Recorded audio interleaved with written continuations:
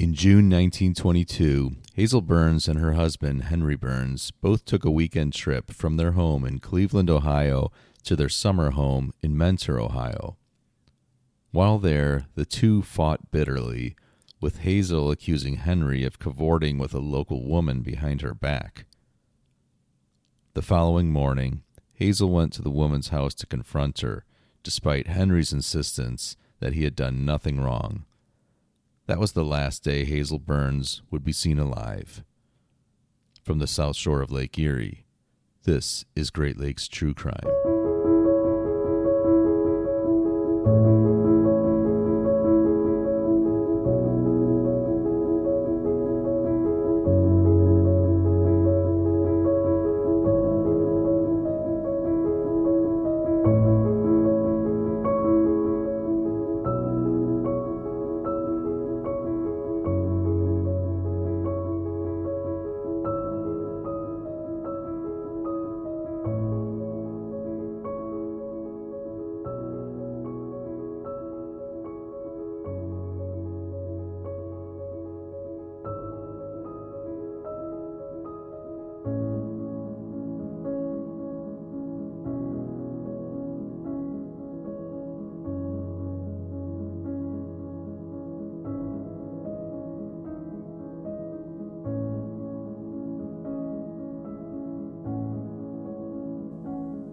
At nearly 700 acres in size, Mentor Marsh is one of the largest natural marshes remaining along the Lake Erie shoreline, and it's an important breeding and nursery area for the many fish that call Lake Erie home.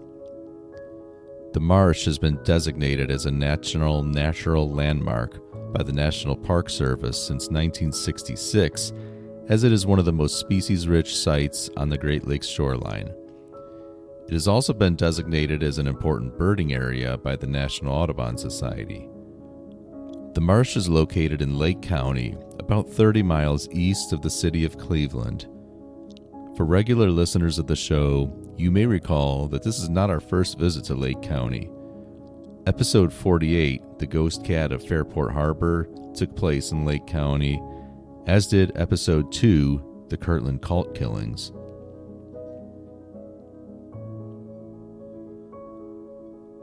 On October 25, 1922, two women sat in a car parked on Blackbrook Road in Paynesville, Ohio, just outside what was known as the B&O Woods. The woods sat adjacent to Mentor Marsh, and the two women had come to the woods searching for chestnuts. While still in the car, however, they saw a man holding up an empty basket while he walked nervously out of the woods. He came right up to them and blurted out, "There are no nuts in those woods. I might as well stop hunting." He then hurried into a car and quickly drove off. The women thought the man was acting very oddly, and so much so, in fact, that they wrote down his license plate number, 453465. As if that wasn't strange enough, the women next saw two dentists, D.C. Cornell and W.R. Beatty, running out of those same woods. While back in the woods hunting, apparently the men came upon a grisly pool of blood on the ground.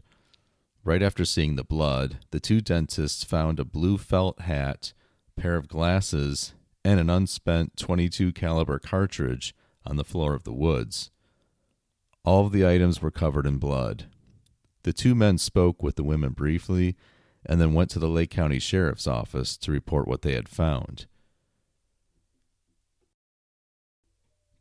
Two sheriff's deputies, Edward Graves and Edward Rasmussen, who went by Big Ed, presumably to distinguish him from the other more diminutive Ed, arrived on scene with Lake County prosecutor Ralph Ostrander and several other investigators. They quickly discovered more bloody items in the woods: a stocking, black shoes, fur coat, and a blue skirt. After discovering those items, they uncovered the body of a deceased woman in a shallow grave.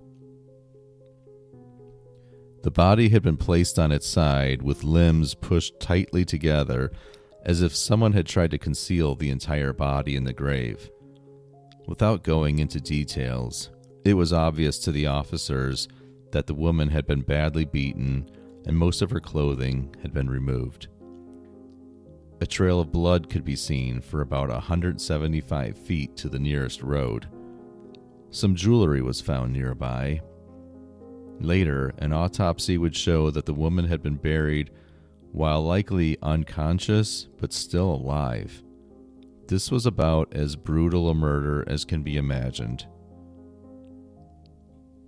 The two sheriff's deputies did not recognize the woman's remains, but luckily those two concerned women in the parking lot had jotted down that license plate number.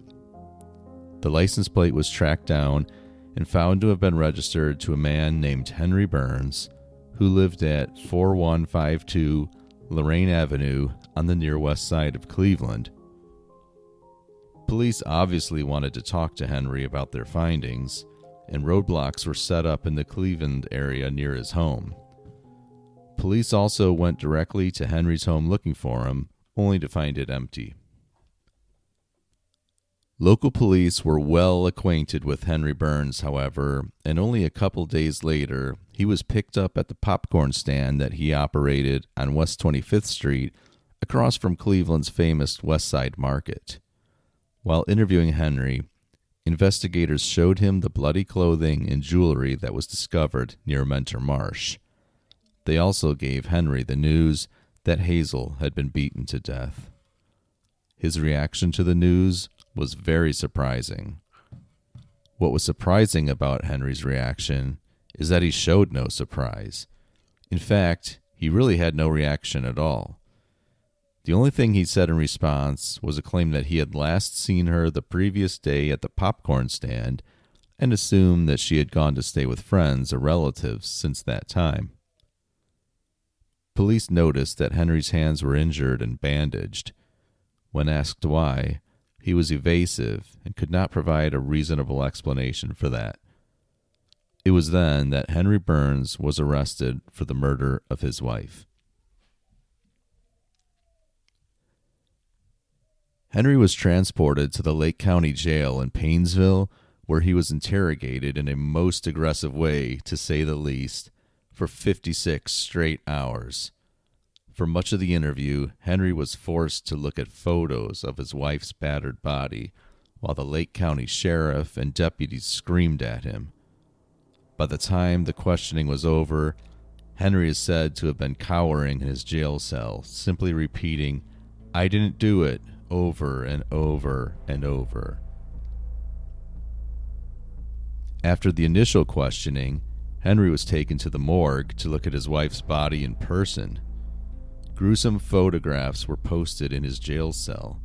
At night, he would be woken up by deputies screaming at him and making other loud noises. After a couple days of this torture, it was clear that Henry was not going to confess, and he was finally allowed to sleep. Investigators also knew that, even though this was in a time where we still didn't have Miranda warnings, any confession they could get out of Henry at this point would likely not hold up in court, considering the abuse that he went through. The news of Hazel's murder and Henry's arrest spread like wildfire throughout Lake County. Curious local residents started showing up at the county jail to catch a glimpse of Henry, but Sheriff Ora Spink put a quick stop to that. He lashed out, saying that Henry had been through enough and would not be displayed like a zoo animal. 1 week after the murder of Hazel Burns, it was clear that the investigation of her murder had not gone well up to that point. Although the murderer left lots of evidence lying around in the woods, sheriff's deputies had failed to locate much of it. They also didn't search the clothes that Henry had come to jail in, not noticing that he had a knife and 2 shotgun shells in his pockets.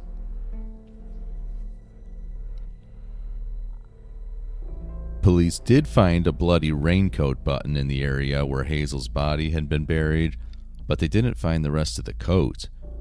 Fortunately for investigators, a group of boys did stumble upon the raincoat while playing in a dump about 4 miles from the murder scene.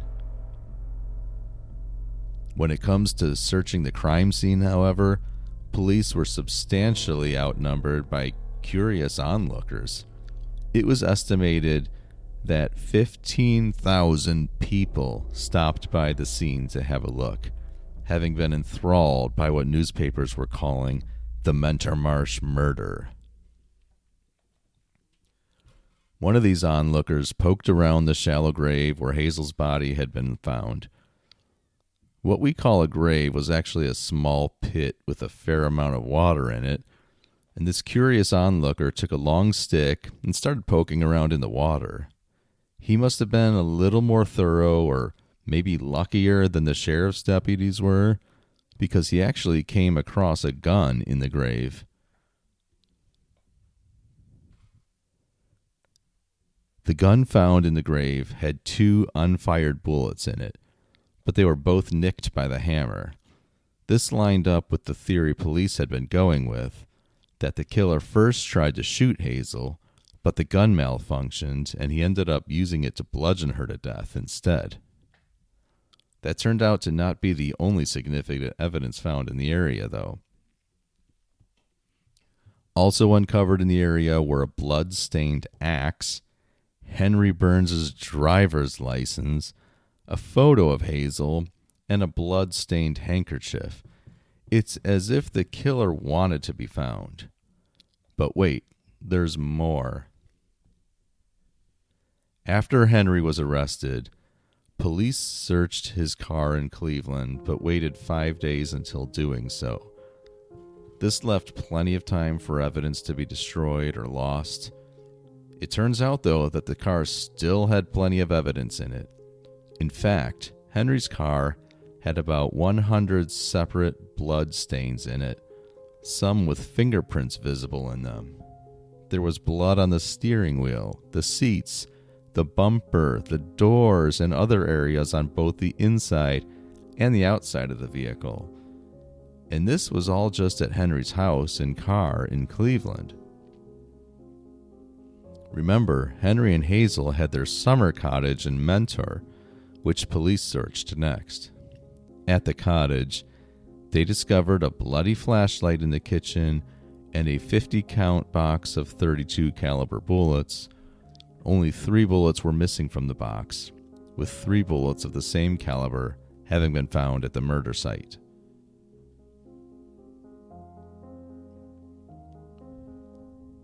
As the physical evidence against Henry mounted up, a string of witnesses came forward to confirm that Henry and Hazel had been in a very toxic marriage.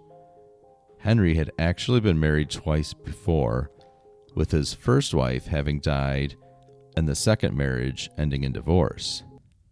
Hazel had also been married once before, having wed her first husband at the age of 14. That marriage ended when Hazel's husband turned out to be abusive. The marriage to Henry seemed to have started off okay, but within a couple years, Henry was spending most of his time at the Mentor cottage, while Hazel usually stayed in the Lorraine Avenue apartment and tended to the popcorn stand. Hazel did come out to Mentor and visit Henry on occasion, although she told friends that she was frightened of him. The weekend right before Hazel's murder, she had made one of those trips to visit Henry at the Mentor cottage. She arrived with a couple friends, Joseph D'Amato and his wife. That Sunday, with the friends over at the Mentor cottage, Hazel confronted Henry about a woman with whom she accused Henry of having an affair. The argument got fairly heated. So heated, in fact, that Joseph saw Henry reach for a pistol that he was known to keep under his pillow. While reaching for the pistol, Joseph told his friend, "I wouldn't do anything I'd regret later." It didn't matter, though, as the pistol was not there. This enraged Henry even further, knowing that Hazel had taken the pistol from its usual hiding spot. In time, things finally cooled down a bit that night, but the next morning, Hazel went over to that young woman's house to confront her. When reaching the house, the woman told Hazel that she and Henry were nothing more than friends. And after arguing some more that day, Hazel drove back to her Cleveland home with Mrs. D'Amato after giving Henry's pistol back to him. That was the last time anyone would see Hazel alive.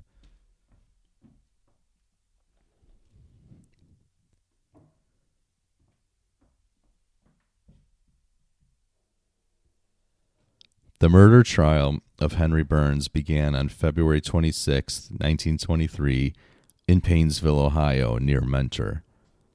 The evidence in the trial was almost entirely circumstantial, but there was plenty of it. The Burns marriage was known to be toxic, to say the least, so Henry had motive. He also had opportunity and means.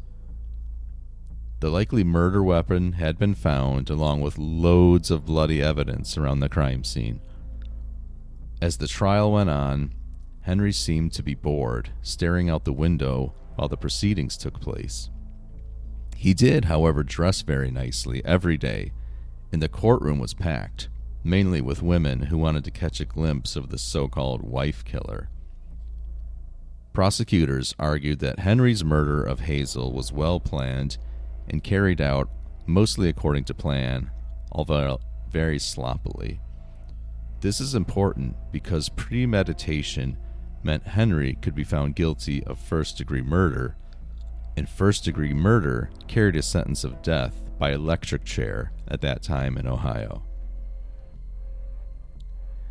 At first, it looked like Henry may be in for a very lengthy trial. A couple weeks into the trial, however, on March 5th, 1923, Henry's attorneys stood before the judge and advised that their client had agreed to plead guilty to second-degree murder.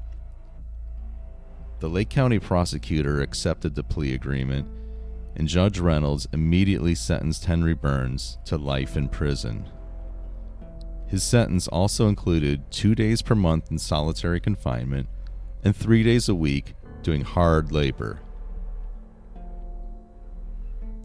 Judge Reynolds asked Henry if he had anything to say at the sentencing, but Henry replied with, "Not a word, Your Honor." Not surprisingly, the public was disappointed with the plea bargain. After all, it took away their opportunity to hear all the gory details come out in the trial. They were also disappointed in the faux confession that Henry gave to the sheriff on the way to prison. He essentially made up a half-cocked story about Hazel grabbing Henry's pistol and then having to beat her off him in self-defense. Of course, Hazel was not around to dispute his ridiculous claims, but it seems unlikely that many people believed Henry's story.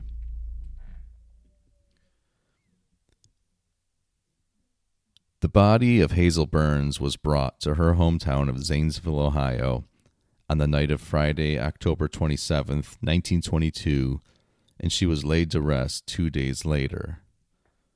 Her remains are buried at Greenwood Cemetery in Zanesville. She was buried next to the graves of her parents. Before I let you go, I wanted to give you a quick streaming recommendation. I've been watching Law & Order Toronto, and it is very well done. If you like the different Law & Order series, I'm sure you'll love this one.